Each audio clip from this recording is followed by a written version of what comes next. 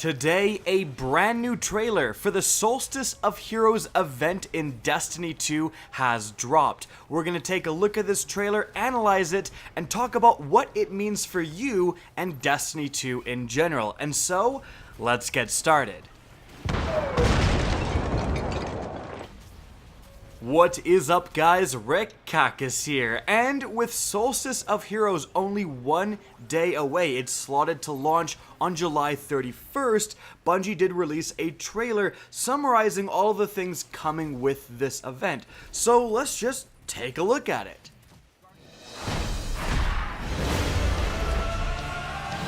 Join me in the tower. Reflect on what you've accomplished in your life as a guardian. Rise to this new challenge, and even greater glory will be yours. Be brave, and enjoy yourself. It's a celebration, after all.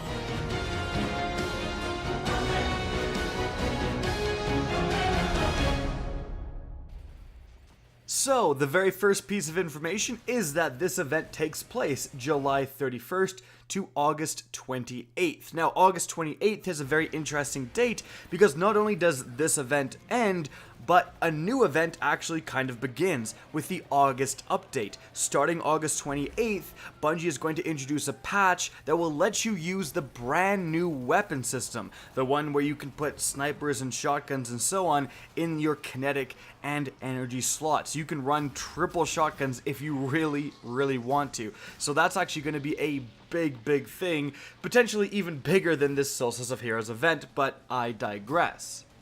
Now, the next piece of information is a screen saying Reimagined campaign missions, and of course, gameplay in the background of these missions. In fact, we see some Guardians fighting Callus. Spoiler alert, Bungie. But this is going to be really interesting. What does Reimagined really mean? Obviously, they're going to be more challenging, but in what ways? Are the enemies just going to be higher light? Are there going to be different enemies, different bosses, different areas you could go, maybe? And that's going to be a huge factor. If these missions are truly reimagined, more replayable, more fun, more randomization. Sometimes you fight a random boss, maybe sometimes you don't. Similar to strikes, sometimes you go one way, sometimes you go another way. That would be a great way to make these campaign missions actually replayable and viable pieces of content, where right now they really aren't. This is a huge test phase actually for Bungie. If they can nail this down, if the community is saying, hey, these campaign missions are actually pretty fun, this could lay the groundwork for how they introduce quests and missions in the future. So that is actually a very interesting factor. Now, the next screen is pretty interesting because it's pretty darn vague. It says, new challenges. What does this mean? Well, frankly, it could mean a variety of different things. New challenges could refer to new moments of triumph challenges, where in-game you're going to be able to go to kind of a vendor and you have all these different bounties essentially that you go out and do certain things and you complete those bounties, those triumphs. Now, those triumphs are going to earn you triumph points that you can use to unlock in-game rewards, and then going all the way up to an exclusive t-shirt that you get for a certain amount of triumph points. So that could refer to new challenges. New challenges could also refer to the way you earn armor, which I'm going to talk about in just a sec. New challenges, hey, and like if the missions we just talked about are challenging, that could be a new challenge. Like this is pretty vague. We're going to have to kind of wait and see to what this really means. Because moving on from there, the next screen is Forge 400 power armor. Now, like I'm talking about, you actually don't outright get 400 power armor like you would get 400 power weapons in the game right now. Because if you go and do a prestige raid layer, for example, you do the prestige Eater of Worlds, at the end of it, you will get a 400 power raid weapon. You'll just get that thing. That's not how the armor works. In fact, you're going to get a base, a low light level, around 240 light set of armor for each of your different classes, and then that set of armor is going to have a certain amount of challenges that you have to complete to upgrade it to the next set of armor.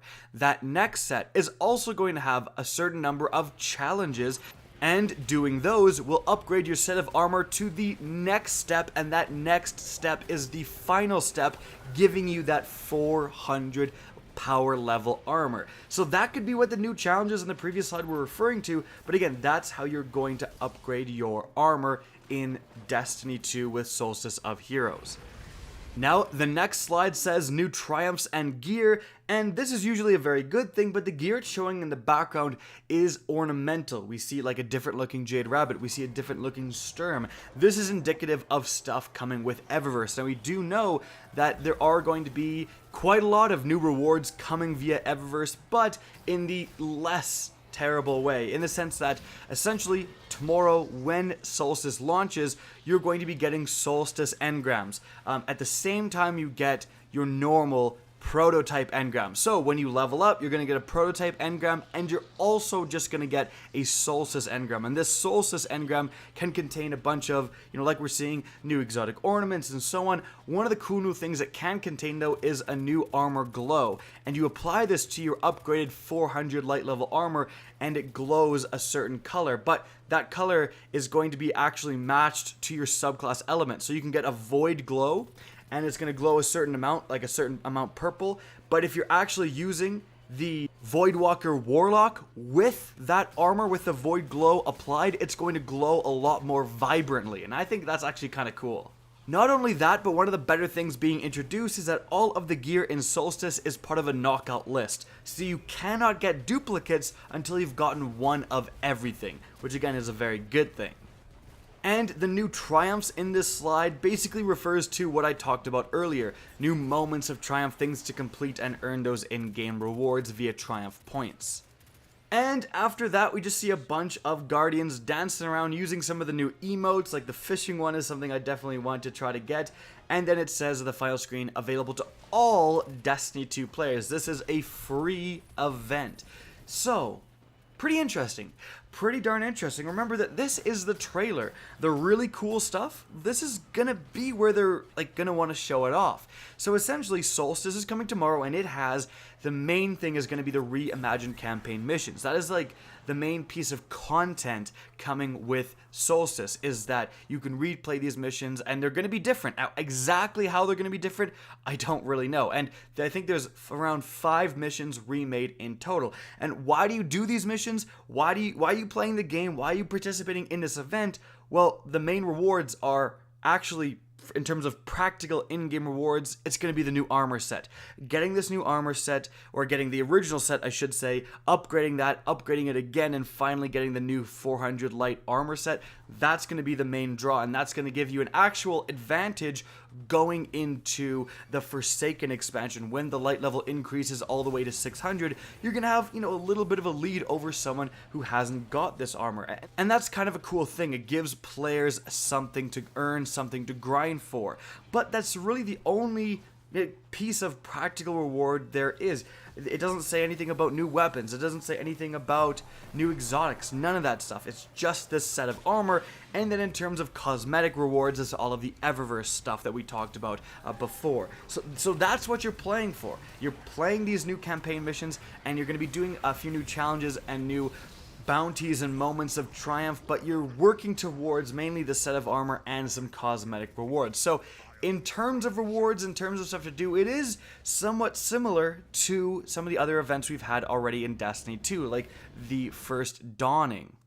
And I'd love to hear from you guys in the comment section. What do you think about this event? Is this enough to do? Is this enough to earn? Especially considering this is free, completely free content. Is it good enough, or should there be a little bit more in terms of free events? I mean, in Destiny 1, we had some pretty substantial free events with, of course, the Age of Triumph and the April update, adding much more content and much more gear.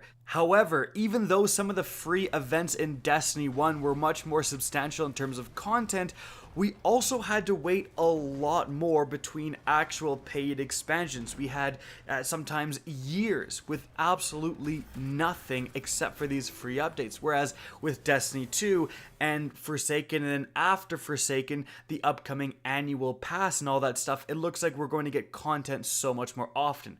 It's just that you're going to have to pay for it. but, you know, is this change of pace to a little bit of a simpler event going to be better? Well, again, I'd love to hear from you guys.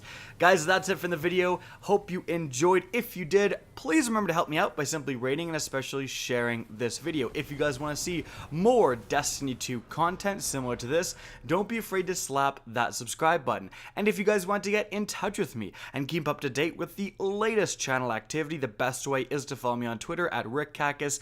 That's linked in the description down below, as is my Twitch channel, which you can also follow. Again, I hope you enjoyed the video, and as always, have a good day.